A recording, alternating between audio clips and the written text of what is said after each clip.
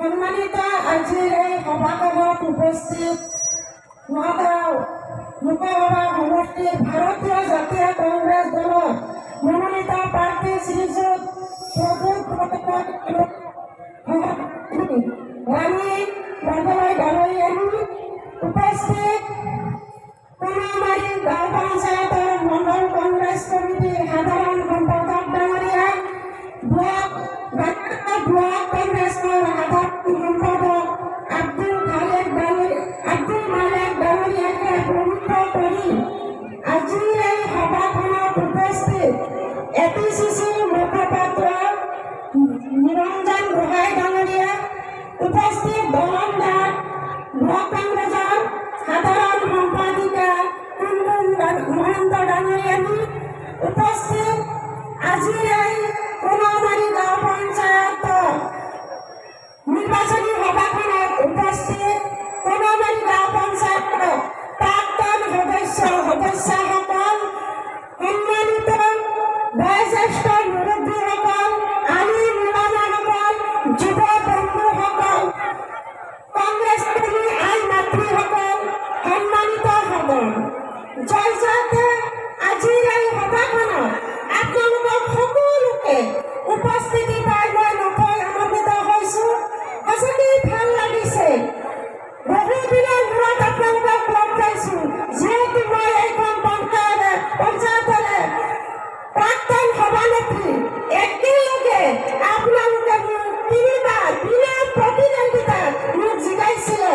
তাৰ কাৰণে আজিৰ এই সভাখনত আপোনালোক সকলোৱে ঘৰৰ কাম কাজ এৰি থৈ, মহিলাসকলক ঘৰৰ কাম কাজ এৰি থৈ আজিৰ এই সভাখনত বহি সভাৰ সৌন্দৰ্য বঢ়াই ৰখাৰ কাৰণে মই মোৰ আন্তৰিক শুভেচ্ছা জ্ঞাপন কৰিছোঁ, ধন্যবাদ জনাইছোঁ।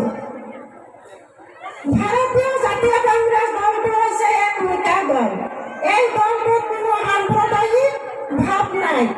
জাতি, ধৰ্ম, বৰ্ণ, ভাষা নিৰ্বিশেষে সকলো জনগোষ্ঠীৰ লোক ভাৰতীয় জাতীয় কংগ্ৰেছ দলৰ পতাকাৰ তলত আমি বসবাস কৰি আছোঁ।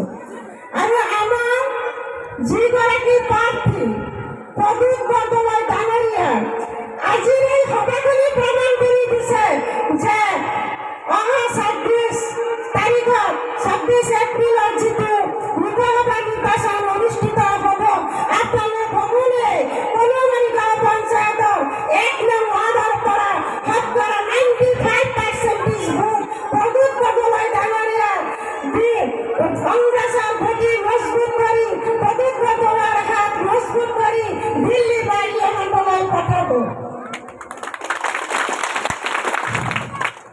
চৰকাৰে আপোনালোক সকলোৱে জ্ঞাত যে বিজেপি চৰকাৰখনে বিভিন্ন ধৰণৰ ভুৱা কথা কৈ আমাৰ এই সৰল সহজ মানুহক ঠগিছে। তেওঁলোকে কৈছিলে আমি চৰকাৰ গঠন কৰিব পাৰিলে, তেওঁলোকে চৰকাৰ গঠন কৰিব পাৰিলে 8 দিন আগে 8 দিন আগে বুলি কৈছিলে নে নাই? আজি বস্তুৰ দাম কিমান বাঢ়িছে, আকাশ চুই গৈছে। তেওঁলোকে প্ৰতিশ্ৰুতি দিছিলে সবকা সাথ সবকা বিকাশ। আজি সবকা সাথ সবকা সৰ্বনাশ হৈছে। আমাৰ দেশৰ ডাঙৰ ডাঙৰ উদ্যোগবিলাক পুঁজিপতিৰ হাতলৈ গতাই দিছে, যাৰ কাৰণে নেকি আজি গোটেই ভাৰতবৰ্ষখন আজি দ্বিতীয় পদলৈ যাব ওলাইছে। তেওঁলোকে প্ৰতিশ্ৰুতি দিছিলে বেটি বচাও বেটি পঢ়াও। আজি আমাৰ মহিলা কোনো সুৰক্ষিত নাই। দিনে দিনে ধৰ্ষণ, নিৰ্যাতন কাণ্ড হৈয়ে আছে। আমাৰ মহিলা কোনো ন্যায় পোৱা নাই। ৰাহুল গান্ধী ৰাষ্ট্ৰীয় নেতা, এখেতে আমাৰ মহিলাসকলৰ কাৰণে ন্যায় যাত্ৰা কৰিছিলে। কন্যাকুমাৰীৰ পৰা কাশ্মীৰলৈ আৰু সমান্তৰালকৈ অসম ধুবুৰীৰ পৰা শদিয়ালৈ এই যাত্ৰা অটুট ৰাখিছিলে।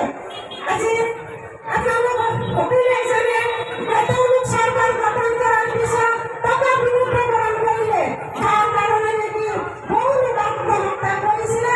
আৰু আপোনালোকেও কষ্ট ধৈৰ্য সহকাৰে বেংকত গৈ শাৰী পাতি লাইন পাতি আই মাতৃসকলক সন্ধিয়া 4টা বজালৈ বেংকত আছিলে।